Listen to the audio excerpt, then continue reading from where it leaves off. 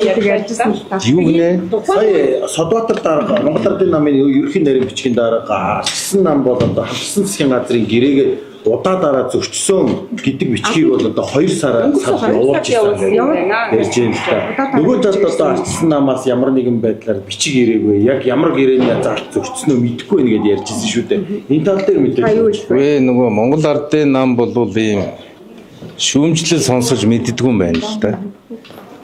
Тэгээд хөргө манай Лодо самбуу гишүүн нэг шүүмжилсэн шүү дээ. Тэрийг одоо гэрээ зөрчиж гин гэж ингэж одоо дүгнж байгаа юм. Ер нь бол үг сонсохгүй их удсан байна. 8 жил Монгол улсыг унтуулсан. Тэгээд бүх хэвлэл мэдээллийг худалдаж авдаг. Тэгээ хин нэгэн хүн шүүмжлэхээр тэрэнд их хадгадаг. Тэгээ одоо ийм төвчээргүй адгуу хүмүүс бол одоо хамтарна гэдэг бол их төвөгтэй.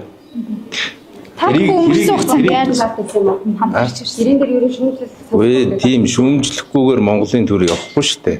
Төр бол ер нь чихэн онгорхой байх хэрэгтэй шүү дээ. Төр засаг гэдэг чинь ард түмнийхээ дуу хоолойг сонсдог байх ёстой. Ард түмний дуу хоолой гэдэг нь их хурлын гишүүд үсттэй. Тэр их хурлын гишүүд нь чөлөөтэй үгээ хэлдэг байх хэрэгтэй. Үгүй хэлснийхээ төлөө хэвлэлийг бидний одоо тавьж исэн гол шаардлага тэр шүү дээ. Ер нь энэ сэтгүүлчид аливаа зүйлийг нийцснийхээ төлөө яаж шийтгэл авдаггүй байх гэдэг энэ зарчмыг одоо Монгол улсын ардчил өөрөө нутагшуулах хэрэгтэй. Хамтсан намын хөтөлбөрөөр бүрдүүлсэн шүү дээ. Тэгвэл одоо энэ үг сонсдоггүй одоо ажил хэрэг болгохгүй гэдэг энэ асуудал дээр та бүхний ер нь дуу хоолойг яаж авч үзэж энэ кабинет дээр ч гэсэн асуудал хэлцэхдээ ер нь хоорондоо яг нэгдсэн байдлаар ер нь санал зөрөлдөхгүй байж исэн үе байгаа. Хамтрлын үед бол ер нь хэрэг хүлээж авч сэвчиж хүлцэнгүй байсан гэсэн үг үү? Үгүй.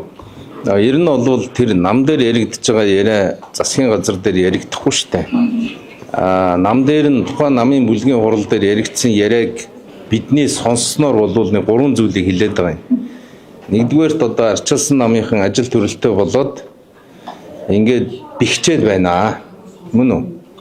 Тийм учраас бол арчилсан намыг бэхжүүлэхгүй байх нь одоо Монгол Ардын намд хэрэгтэй байна гэдэг зүйлийг нэгдүгээрт ярьсан гэж ойлгож байгаа тийм ээ. Нэг. За хоёрдугаарт бол арчилсан намын их хурлын гишүүд одоо элдвээр шүүмжлээд байна. Хамтарч байгаа тохиолдолд энэ шүүмжлэл гэдэг зүйл бол одоо байж болохгүй гэдэг ийм зүйлийг ярьсан гэж ингэж ойлгож байгаа. За гуравдугаарт хууль зүйн яам болоод хяналтын функц бол арчилсан намд байна. Нөгөө дархны засаг дарга хэн блэ? Тий. Тэр хүнээс ихсүүлээд баахан тендерийн луур хийцэн, хулгай хийцэн. Тэгээ тэр луурыг нь одоо дотоод хяналтаараа илрүүлдэг байхгүй да. Одоо манай хяналт шалгалт хариуцсан үндэсний хороон дээр гих мэтлэн одоо энэ тэнд болж байгаа булхаа луурыг одоо илрүүлээд ах юм байна. Тийм учраас энэ 3 үндслэлээр одоо арчилсан намаас салах нь зүйтэй гэж гишүүд нь ярьсан гэж. Нэгвэр хэлбэл хяналтгүй засаглахыг л хүсэж байна л да. Тий. Өчигдөр арчсан намын бүлгээс болоод одоо энэ засгийн газрын бүтцийг 50%-аар бууруулах гэдэг агуулгыг ярьлаа. Сая одоо удирдах зөвлөлтөөр бол хуучин бүтцээ хадгалж авах гэдэг юм шийдвэр гаргаж л да. Одоо энэ албан шаардлага та бүхэн яг яах юм бэ? Хүлээж авахгүй шүү дээ. Тий, ер нь бол эх оны хөгжлийн төлөвлөгөө батлагдсан байгаа. Одоо жишээлбэл энэ засгийн газар шинээр дугуй зохиох шаардлага байхгүй. Ирэх жилийн хөгжлийн төлөвлөгөөн дээр бол нийт төрийн албаны бүтцийг 9%-аар цомгдохно гэд ингээд орцсон. Нөгөө талдаа бол төрийн өмчит компанийг 15%-аар цомгдохно гэд ингээд орцсон. Нэгвэр хэлбэл төрийн данхар бүтцийг илүү одоо уян хатан илүү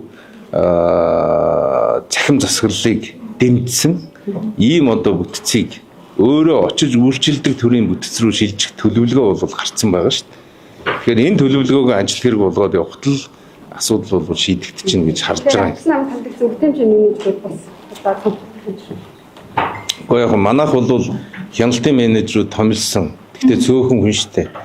Дотоод хяналтаа байлгахгүйгээр засгийн газар жишээлбэл Эрдэнэ төвлөрдөр дээр яг ямар хулгай гараад байгааг мэдэхгүйгээр, ямар завхрал үүсээд байгааг мэдэхгүйгээр, Эрдэнэс 5 толгой дээр ямар завхрал үүсээд байгааг мэдэхгүйгээр цаашаага энэ улс орон явж болохгүй. Тэгээ та бүхэн сэтгүүлчид цөмөрөө мэдж байгаа штэ. Яг энэ төсвөөс том болцсон төрийн өмчит компаниудын засаглал хэрхэн ил тод байх юм бэ? Хэрхэн одоо хулгай луургуу явах юм бэ? хэрхэн өмч хөрөнгөө шамшигдуулахгүйгээр явах вэ гэдгээс улс орны эдийн засаг, улс орны одоо цаашаага авилгын индекс гэдэг их олон зүйлд нөлөөлөх байхгүй да. Тийм учраас бол намчирхалгүйгээр дотоод хяналтаа сайжруулад яваа гэдгийг бол ерөнхий сайдаас бид байнга шаардна. Намчирхалгүйгээр чаддаг хүнээр нь ажиллаа хийлгээ гэдгийг бол байнга шаардна. Тэгэхгүй бол одоо өнгөрсөн 8 жилийн хугацаанд юу болов? Эрх чөлөөнд тайртай, ардчилсан үжилтэй хүн болгон ажилгүй болдог ийм л системийг угсарсан шүү дээ. Дугурсан хүн нь хөөгддөг, дугурсан хүн нь халагддаг, бодсон хүн нь халагддаг, бодож болдоггүй. Европчиг бай гэдэг ийм одоо төрлийн загварыг угсарч байгаа Монгол Ардын нам бол. Тийм учраас энэ загварыг энэ угсралтыг зогсооё гэж оюун эрдэнэ дарга хамтарсан шүү дээ. Тэгэхээр энэ зогсооё гэдэг үзэл санаан дээрээ шин засгийн газар байх хэрэгтэй. Эдийн засгийн хяналтын менежерүүд бол сул сайхан цалин аваад хийцгүй байгаад байна гэсэн нэг ийм дүр зураг бас харагдаад байгаа. Дотроосоо ч ингэ шүү дээ. Ардсан намынхан бол хулгай илрүүлээд хар ардын намхан дургу байгаад байна шүү дээ. Та бол турсганы хулнаа гэж сануулад байгаа. Ерөнхий сайд бол чаддаг нь хийгээд явгаа гэсэн энэ хэлсэн амд ер нь хэр болдгийг. Тэгээ ерөнхий сайд чаддаг нь хийгээд явгаа гэдэг бол зөв шүү дээ. Ер нь чаддаг хүн ажлаа хийгээд явах хэрэгтэй. Далимдуулаад баахан хүнийг цалинтай байлгаж бас болохгүй. Тийм учраас бол ерөнхий сайдын өөрийнх нь энэ бүрэн эрх рүү бид бол хамаагүй халдахгүй. Бүрэн эрх рүү. Зүгээр цомхон байх, оновчтой байх, ухаалаг байх, тэгээд зоригтой байх, хурдтай байх гэдэг шаардлага бид тавина штэ. Бид Монголын ард түмэн тийм зүйлийг л амлаж сонгуулийн ард гарсан. Тэгэхээр бид бол сонгуулийн үеэр ярьсан хэлсэн зүйлээ хизээч мартахгүй.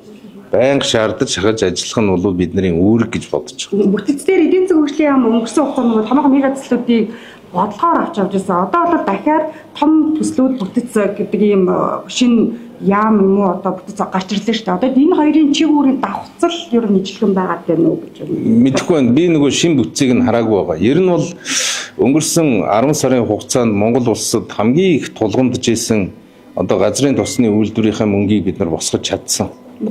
Гаццсан байсан шүү дээ. Хоёрдугаар одоо сэргээгт хэрчим хүчнийхээ мөнгийг босгосон. Мөн үү? Мөн одоо олон улсын барууныг игдэж байгаа хөрөнгө оруулалтыг бид нар дайчилж чадсан. Тийм ээ? Мөн хил холболтынхаа асуудлыг шийдсэн. Мөн кокс химийн үйлдвэрийг байгуулах орчныг одоо бүрдүүлсэн. Гэх мэтлэн Монгол улсын эдийн засаг зөвхөн худалдаан дээр суурилдаг байсан бол одоо бүтээдэг тэр нь одоо саадгүйгээр эргэж идэг тэр эдийн засгийн суурийг л бид нар цутгасан шүү дээ. Цутгахыг оролцсон. Энэ ажлуудыг дуусгах хэрэгтэй. 14 мега төслийг хэрэгжүүлснээр Монгол улс бол улс төр болоод эдийн засгийн гацаанаас гарнаа. Эннээс засгийн газар зүхтаагаад одоо өдөр хоног арга цаасан маяг руу шилжих юм бол алдаа болно.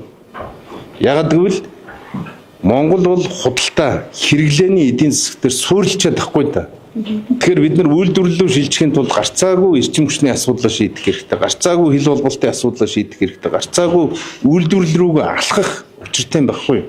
Тийм учраас бол одоо би зүгээр сая ерөнхий сайдын томилгоо явж явах процесс дунд энэ мега төслүүдийг хойш нь чангаах маягтай эренб дараа гаргана гэдэг ч юм уу тий чангаах маягтай иймэрхүү үйлдэлүүд гарч байгаад бол харамсаж байгаа.